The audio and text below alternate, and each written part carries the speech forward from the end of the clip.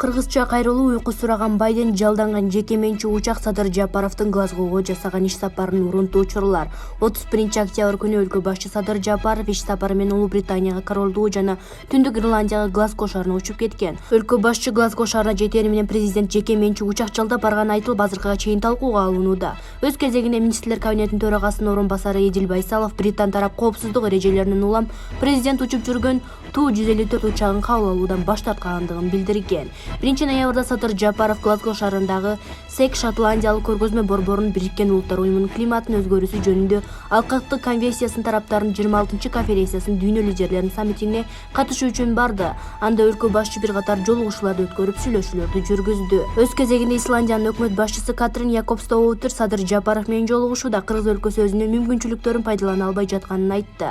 Садыр Жапаров катышып жаткан саммитте АКШ президенти Джо Байдендин отурган жеринде уйку сурап жаткан видеосу социалдык тармактарга тарап, кызуу талкууга алынды. 2-ноябрда Садыр Жапаров Бириккен Улуттар уюмунун климаттын өзгөрүшү боюнча алкактык конвенциясынын тараптарынын 26-конференциясына дүйнөлүк лидерлердин саммитинде кайрылуу жасады. Президенттин кайрылууну кыргыз тилинде жасагандыгы көпчүлүктүн мактоосуна татыды. Ошол эле күнү Садыр Жапаров Facebook компаниясынын студиясында түз эфирде кыргыз жарандарына жана аталган ири социалдык түйүнүн колдонуучуларына кайрылуу жасады. 3-ноябрь күнү өлкө башчынын Глазгодогу иш сапары аяктап Бишкекке кайтып келди. Булак super.kg. Эл чындыкты билсин.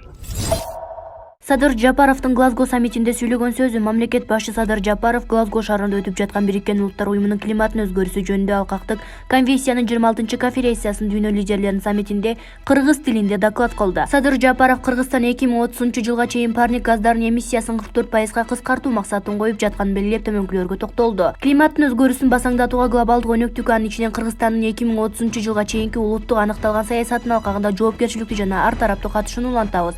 Кыргызстан 2030-жылга чейин парник газдарынын эмиссиясын 44%га кыскартуу максатын коюп жатат. 2050-жылга чейин өлкө өнүгүүнүн жашыл платформасын карап, көмүртексиз жетишүүгө аракет кылабыз.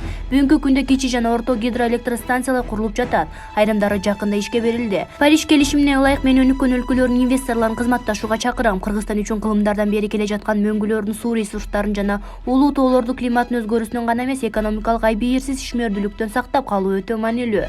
Тилекке каршы өлкөдө мындай прецеденттер бар. Климаттын өзгөрүүсүнүн терс таасирине байланыштуу мен айткан көйгөйлөр тоолуу өлкөлөргө мүнөздүү. Аларды чечүү үчүн өкмөттөргө, анын ичинде Кыргызстандын өкмөтүнө тышкы жардамдар зарыл. Буга байланыштуу биз Глазгонун чечимдерине муктаж өнүгүп келе жаткан тоолуу өлкөлөр үчүн өзүнчө максаттуу каржылоону сунуштайбыз. Атап айтканда, биз мөңгүлөр менен токойлорду сактоо, табигый кырсыктарга даярдыкты жакшыртууга максаттуу программаларды ишке ашыруу үчүн Бириккен Улуттар уюмунун калкасында атайын фонд түзүүнү сунуштайбыз. Узак жана кол сүйлөгөндөрдүн доору өттү. Ыраттуу жана натыйжалуу аракет кылууга убакыт келди. Биргелешкен аракеттер аркылуу гана көйгөйлөрүбүздү чече аларыбызды баса белгилейм келет, деди мамлекет башчы өз сөзүндө. Булак Назар Ньюс KG. Эл чындыкты билсин. Сизди түрмөдөн чыгарыш үчүн мээнет кылган Сыймык Жапыкеев камактагы Мелис Аспеков боюнча президентке кайрылды. Жоюлуп кеткен Финполдун мурдагы жетекчиси жана Октябрь окуясынын активдүү катышуучуларынын бири Сыймык Жапыкеев камакта жаткан активист Мелис Аспековду үй камагына чыгаруу боюнча президент Садыр Жапаровго кайрылды. Кайрылуунун Жапыкеев социалдык тармактагы баракчасына жазды. Менин Мелис Аспеков менен мамилем деле жок. Мен ушул жигит менен сиздин апаңыз каза болгондо түптөн тажыядан таанышкам. Сиз жөнүндө айтып бүтпөйт эле. Сиздин эң биринчи тарапташыңыз, иниңиз партиялаш жана жакшы саналаш катары билчүмүн. Мени бир нече жолу Мекенчил партиясына чакырган, андан башка митингдерден эле көрчүмүн. Акча, бийлик тууралуу сүйлөшкөн дагы эмеспиз.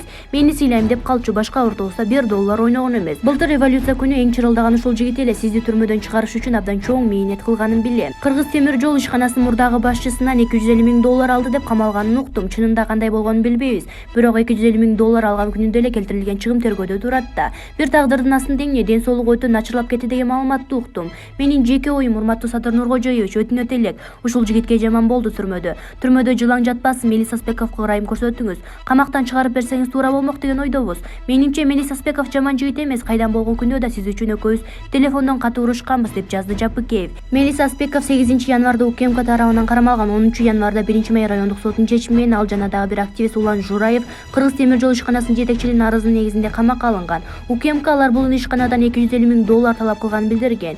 Кийин Жураев үй камагына чыгарылган. Кийин тергөө абагында отурган активист Аспеков Facebook'тагы баракчасынан президент Садыр Жапаров талапкер учурунда шайлоо кампаниясына экс-президент Сооронбай Жээнбековдун үй бүлөсүнөн $10 миллион алганы тууралуу билдирүү жазган. Ички иштер министрлиги анын бул билдирүүсүнө байланыштуу сотко чейинки териштирүүнү баштаган. 11-август Аспеков инфаркт алып ооруканага жаткырылган. Булак super.kg.